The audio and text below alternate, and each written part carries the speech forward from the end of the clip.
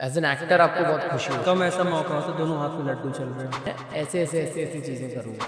आज मेरे बारे में बातें हो रही हैं, मेरी बहन की सगाई जिस दिन थी, उस दिन मैं ऐड शूट कर रहा था। एफर्ट्स लगाते हो बहुत चीज़ों में और कोई भी नोन फेस नहीं था। जो भी सीखा है वो ऑडिशंस और सेट पे रह के सीखा है। 700-800 ऑडिशंस के बीच में से आप निकल के आए थे।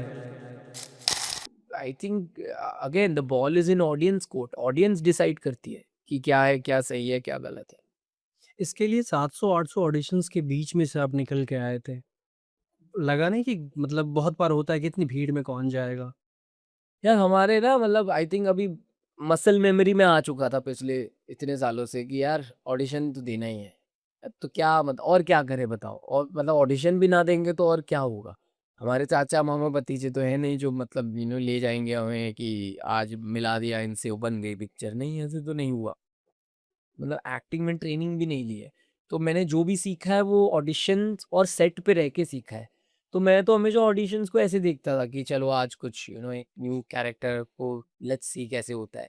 और आफ्टर अ व्हाइल मैंने छोड़ दिया था ये सोचना कि यार ये मिलेगा कि नहीं। मतलब मुझे वो प्रोसेस में ही मैं एन्जॉय कर लेता था। तो 700-800 लोगों ने ऑडिशन दिया, मैं 14 में था टॉप। और उन 14 में से आई थिंक वो जो 14 लोग भी आए थे वहाँ पे वो क्या मतलब दे वर सो गुड। और कोई भी नोन फेस नहीं था। कोई टिपिकल वो मराठी थिएटर बैकग्राउंड या जैसे कोई पुणे से था, कोई कोल्हापुर से था, कोई कहाँ से था। तो मैं तो अकेला मुंबई का एक अर्बन लड़का उस 14 लोगों में था, तो मुझे तो लगा था मेरा होगा ही नहीं इसमें, पॉसिबल ही नहीं है, कैसे होगा? मतलब मैं तो दिख ही नहीं रहा हूँ वैसा। और पता नहीं मतलब फिर फाइनल 3 में भी था मैं। उसके बाद किसी और को मिल गया था ये, मुझे नहीं मिला था। मुझे तो कहा गया था कि नहीं हुआ आपका इसमें। तो मैं तो कोई और शो भी करने वाला था। फिर पता नहीं फिर क्या हुआ, दोबारा मिलने बुलाया, फिर वापस एक 3 घंटे का पूरा ऑडिशन का राउंड हुआ, फिर जाके मिला। तो मैं तो ज़्यादा तो मैं ये सोच रहा था मुझे नहीं मिलने वाला है, रादर देन थिंकिंग मुझे मिले। डेस्टिनी में बिलीव करते हैं आप? हाँ, मैं बिल्कुल करता हूँ बिलीव आई वैसा बिलीव। चमत्कार एक बता सकते हैं जो आपके साथ हुआ हो इंडस्ट्री में? यार सब तो डेस्टाइन्ड है मतलब आई थिंक निर्मल पाठक की घर वापसी शो राहुल पांडे बना रहे थे, उनका पहला शो था एज़ राइटर डायरेक्टर।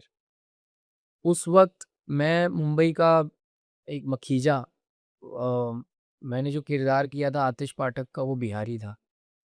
कोई भी और बड़ा कास्टिंग डायरेक्टर उस टाइम पे कहीं होता या मतलब मुझे नहीं लगता है कि मुझे ऑडिशन भी किया जाता उस रोल के लिए।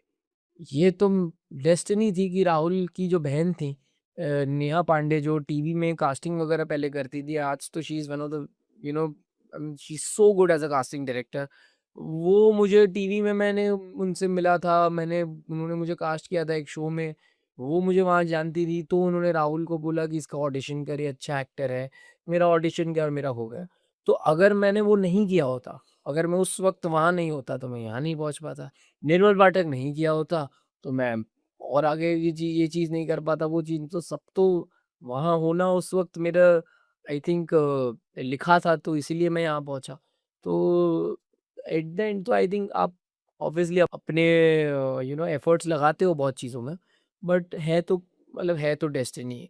बट हम ह्यूमन्स ना बातें करते हैं ये सब डेस्टिनी है जब अच्छा-अच्छा होता है। जब बुरा होता है तो ज़ोर अपना पूरा लगाते हैं कि इस चीज़ को ऐसे करें। क्योंकि अदरवाइज़ क्या करेंगे? बैठ तो नहीं जाएँगे। तो आई थिंक वो कर्म करना तो है वो तो करना ही है अपने हाथ में। ये नहीं सोचना है कि डेस्टिनी है तो मैं तो पहुँच ही जाऊँगा, मैं कुछ कर्म नहीं करूँगा।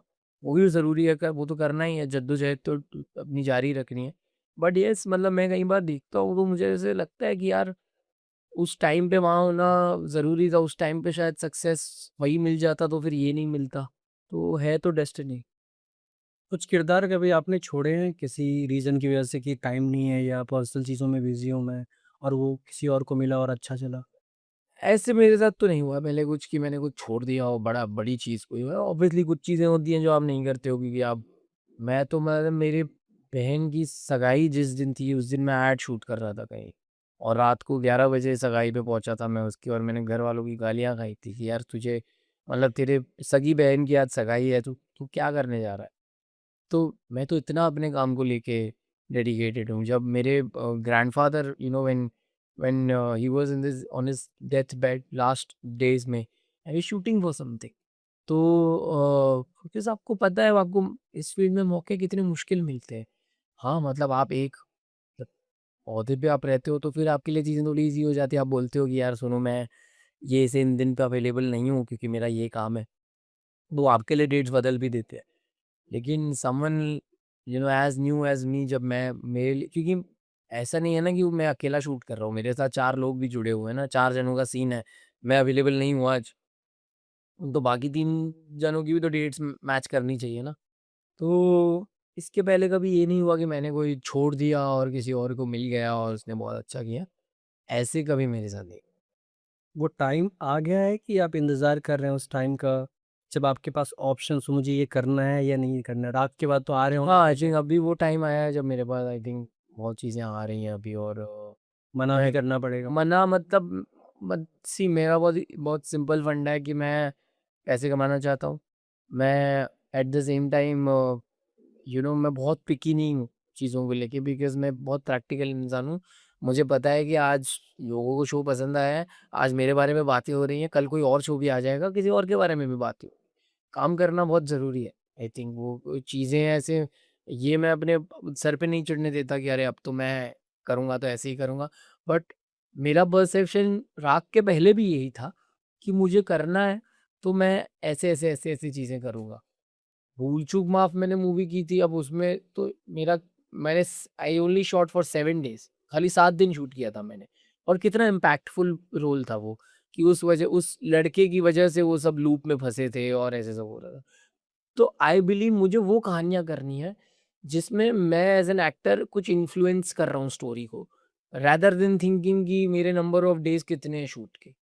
तो अब आई थिंक चीज़ें आ रही हैं, ऑब्वियसली 2 चीज़ें एक साथ आएँगी और सेम डेट्स पे तो तब तो आपको चूज़ करना ही पड़ेगा, दोनों कैसे करोगे? लुक अलग हो जाते हैं कई बार ना, कि चलो डेट्स तो मैनेज हो गई, लुक कैसे करोगे? एक में आपको गोविंद और बाबू मैं सेम टाइम पे थोड़ी कर पाऊँगा, कैसे करूँगा? लोग देख रहे हैं सेम टाइम पे अभी। देख रहे हैं क्योंकि वो शूट राख का शूट खत्म हुआ और उसके बाद ग्राम चिकित्सालय सीज़न 2 का शूट शुरू हुआ।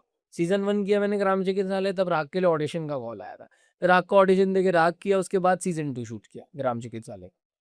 बहुत लेकिन कम ऐसा मौका होता है दोनों हाथ में लड्डू चल रहे हो। हाँ यार, मतलब मैं तो बहुत खुश था कि ये हुआ क्योंकि वो 10 दिन में वो शो आना और वो भी चर्चा हो गई है कि एक आजकल वो बहुत रील्स चल रहे हैं by the way same actor वो बहुत ट्रेंड हो रहा है मतलब मुझे बहुत खुशी होती है ऐसे कि आपको आपकी वर्सेटैलिटी दिखती है आप मतलब एज एन एक्टर आपको बहुत खुशी होती है कि यार चलो लोग मेरा ये काम भी देख रहे हैं ये